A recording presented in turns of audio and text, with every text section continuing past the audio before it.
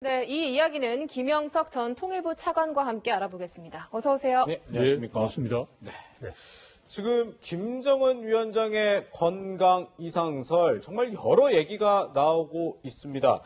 보시다시피 윤상현 국회 외교통일위원장은 엄청나게 위중한 상태일 것이다 이렇게 주장을 한 반면에 김현철 통일부 장관은 정부는 특이 동향 없다고 자신 있게 얘기할 수 있다. 지금 많은 국민들도 뭐가 도대체 사실일까 참 궁금할 것 같은데 우리 차관님 보시기에는 지금 어떤 상태로 보이시나요? 참 이게 어려운데요. 예. 하나 예를 들면 이번에 코로나로 인해서 이제 영국의 총리, 보리스 존슨 총리가 이제 자가격리에 들어갔다가 위중하니까 이제 병원에 가서 집중 치료를 받고 그다음에 이제 또 퇴원했다 이런 게 나왔지 않습니까? 네네. 그러니까 서방권처럼 이렇게 최고 지도자라고 하더라도 이렇게 대외적으로 일정 자체가 어느 정도 이제 접근이 더 공개된다면 알 수가 있는데 예. 북한이라는 이제 특수한 상황에서는 그게 어렵단 말이죠.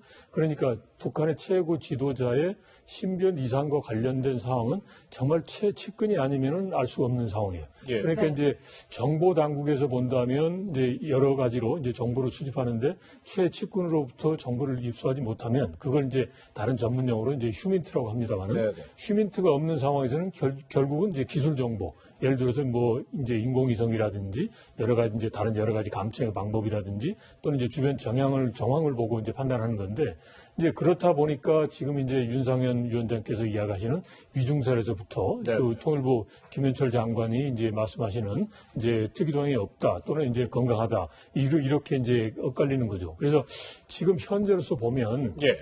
이제 과거에 이제 김일성 주석의 사망이나 이제 김정일 국방위원장 사망할 때 이제 처음에 김일성 주석이 사망했을 때 여러 가지 특이동이 나타났단 말이죠. 그러니까 묘향산, 향산 쪽으로 해서 뭐 통신량도 이제 많이 늘어나고 그다음에 또 뭐 헬기라든지 다른 이런 것도 있었으니까 그러니까 그런 특이동향이 있고 난 다음에 이제 북한에서 발표를 했지만 그런 게 있었단 말이죠. 네네. 그리고 이제 김정일 이제 국방위원장의 경우도 2008년에 뇌졸중으로 쓰러지고 난 다음에 전 세계가 봐서 이제 다들 파악하고 있었단 말이죠. 그러니까 이제 거의 2008년에는 이제 사망까지 갔던 걸 갔다가 한 이제 3, 4개월 이후에 이제 복귀를 했고 그다음에 한 2년, 3년 정도 있다가 이제 사망을 했기 때문에 예. 어느 정도 이제 이게 건강에 있어서는 좀 문제가 있겠다라는 부분에서 이제 예상이 됐던 거란 말이죠.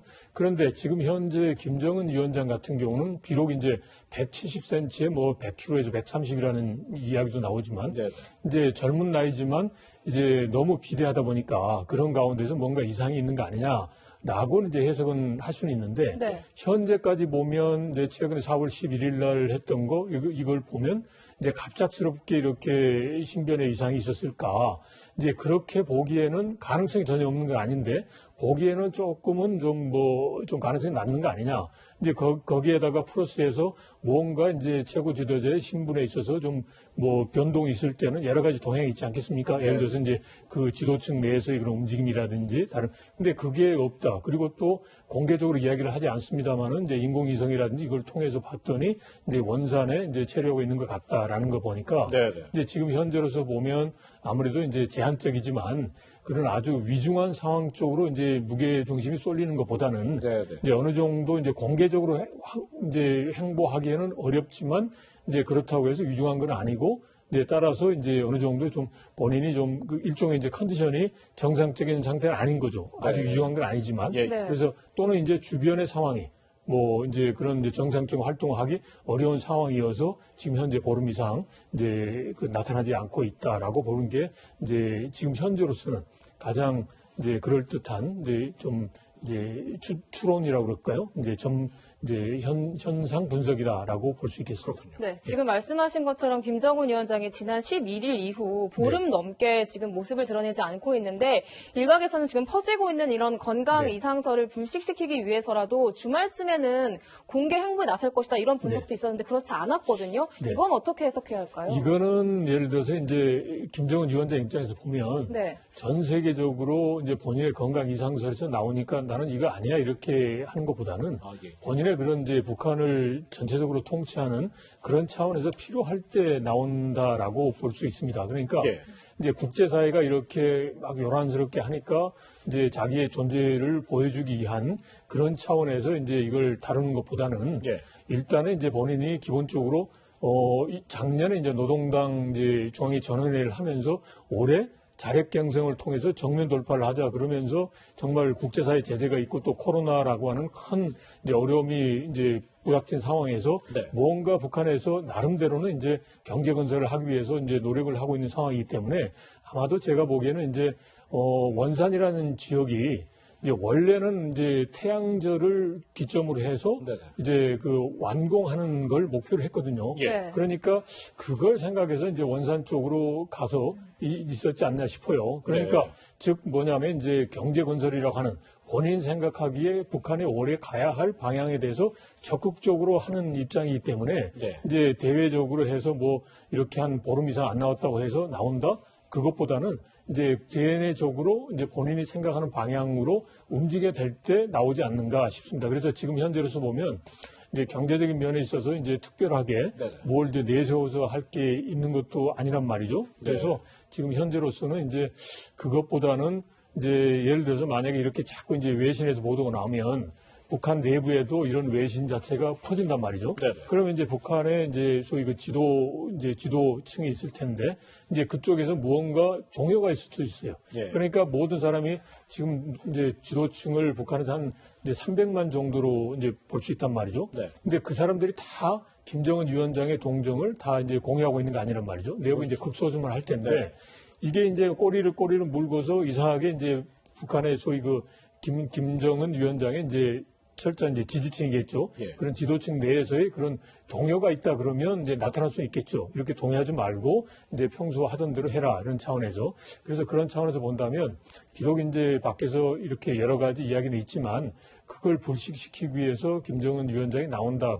그거는 조금 이제 가능성은 낮은 것 같고요. 예. 이제 본인이 이제 예를 들어서 이제 여러 가지 불편한 상황이 좀 해소되고 그리고 또 이제 예를 들어서 뭔가 대외적인 메시지, 특히 또 이제 북한 주민들이나 북한 지도층에 이제 메시지를 줘야 되는 그러한 계기가 됐다 싶으면 나오지 않을까 싶습니다. 그리고 참고로 2014년에도 네. 한 40일 정도 나오지 않다가 그렇죠. 나왔던 거죠. 예. 그렇기 때문에 지금 현재로서는 한 이제 보름 좀 넘었는데 그 자체가 너무 뭐 이상스럽다라고 보기에는 아직까지는 좀 이제 이르지 않나 싶습니다. 네. 그렇다면 네. 지금 이런 얘기도 있거든요. 미사일 관련 소식인데 함경도 선덕 쪽 비행장에 미사일을 늘어놓은 게 포착이 됐다. 이런 네. 얘기가 지금 맞물려서 나오는데 그렇다면 단순히 세계적으로 지금 건강 이상설 나오니까 나 건재하다가 이렇게 단순히 알리기보다 이런 뭐 미사일 발사라든지 이런 군사적 행동으로 건재함을 과시할 가능성 이쪽이 더 유력하다고 봐야 그 될까요? 충분히 있다고 봅니다. 아, 그러니까 예, 예. 이제 14년에 저기 14일 날 네네. 14일 날 저 문천에서 원산의 문천에서 순항 미사일 발사를 했지 않습니까? 그러니까요, 예. 그리고 이제 그 순항 미사일 자체가 보면 사거리 놓고 보면은 이거 자체가 이제 북한 수역이나 또는 이제 북한의 그 공해상으로 해서 일종의 이제 미국의 그런 여러 가지 이제 그 구축함 같은 게 있지 않습니까? 그렇죠. 전략함. 이제 그런 걸 대비했을 수 있다라고 볼 수 있는데 최근에 보면 미국의 정찰기의 움직임이라든지 이런 네. 게 있었단 말이죠. 맞아요. 그래서 그리고 또 지금 현재 보면 이제 한미 간에 합동 군사훈련도 있고 그렇기 때문에 그런 부분에 대해서 이제 북한이 봤을 때는 이제 북한에 대한 위협이다. 네. 그리고 이런 위협에 대해서 우리가 대응할 수도 있다라는 이제 그러한 이제 메시지를 대외적으로 보내줄 수도 있어요. 그러니까 예, 예. 대내적으로는 이제 미국의 그런 군사적인 위협에 이런 쪽으로 이제 확실하게 우리가 대응할 수 있다 그런 자신감을 주고 예. 그다음에 미국에 대해서는 이제 소위 그 제재 압살 책동 이제 여전히 적대시 정책을 하면은 우리가 그냥 뭐 두고 보지 않겠다라는 그런 메시지를 주면서 이제 뭔가 나타날 가능성이 있다라고 보는 거죠. 네. 네. 지금 외신에서도 계속해서 이 김정은 위원장 관련 보도를 쏟아내고 있는데 지금 눈길이 가는 게 로이터 통신은 이 중국이 예. 의료 전문가를 이제 북한에 파견했다 네. 이렇게 보도를 했고 예. 아사히 신문은 조금 더 구체적으로 한 50명 정도를 파견했다 이렇게 지금 보도를 했거든요. 네. 이게 중국이 의료진을 파견을 한 게 김정은 위원장의 건강 때문인지 아니면 이 코로나19 때문인지도 궁금합니다. 그게 한 20일 정도에 이제 갔다라는 겁니다. 이제 네. 그리고 중국에서는 그걸 공식적으로 이야기하지 않고 이제 좋은 이웃 관계다 이 정도로만 이야기했다는 거 아닙니까? 그리고 50명이다. 만약에 이제 50명이다 그러면 긴급한 상황이다 그러면 50명 정도는 그렇게 규모가 많지 않습니까? 아, 예. 그러니까 이제 그런 긴급했다는 쪽 무게보다는 그런 이제 다른 여러 가지 이제 상황에서 우려뿐만 아니라 네네. 이제 코로나도 있겠지만 최근에 보면 이제 북중 간에 여러 가지 이제 경제 부분에 있어서도 단절되어 있고 그런 부분에 대한 협력의 필요성도 있을 거고 예. 그래서 우려 플러스 지금 이제 북중 간의 그런 현안 상황에 대해서도 또 서로 좀 이야기해 보기 위해서 이제 간 게 아닌가 싶기도 합니다. 네, 네. 그렇군요. 또 한 가지가 뭐 만약에 지금 건강 상태가 뭐 안 좋을 가능성이 더 높다는 뭐 분위기도 많긴 하지만 네.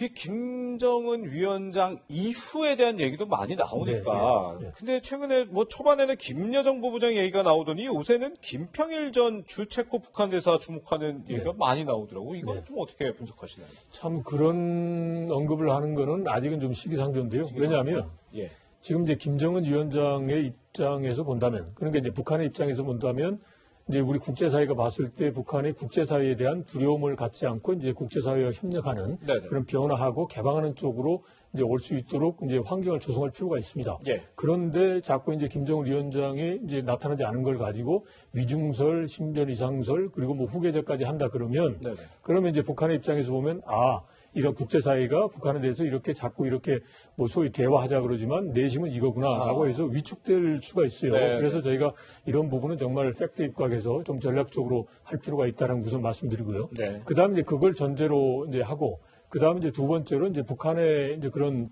지금 이제 전문가들이 말씀하시는 거는 기본적으로 저는 이거 같아요. 기본적으로 북한의 체제는 김일성 주석, 김정일 국방위원장 이렇게 해서 소위 백두혈통에 의한 1인 독재 체제다라는 그런 구도 하에서 자연스럽게 그럼 후계자는 백두혈통에서 나오는 게 아니냐. 그러니까 네네. 김여정 나오고 김정철 나오고 이제 김평일 나오고 네. 한 게 아닌가 싶기도 해요. 네. 그런데 제가 보기에는 지금 북한도 지금 현재 그 45년 해방된 이후에 이제 별도의 그런 이제 국가라고 한 체제를 유지한 게 70년이 넘었단 말이죠.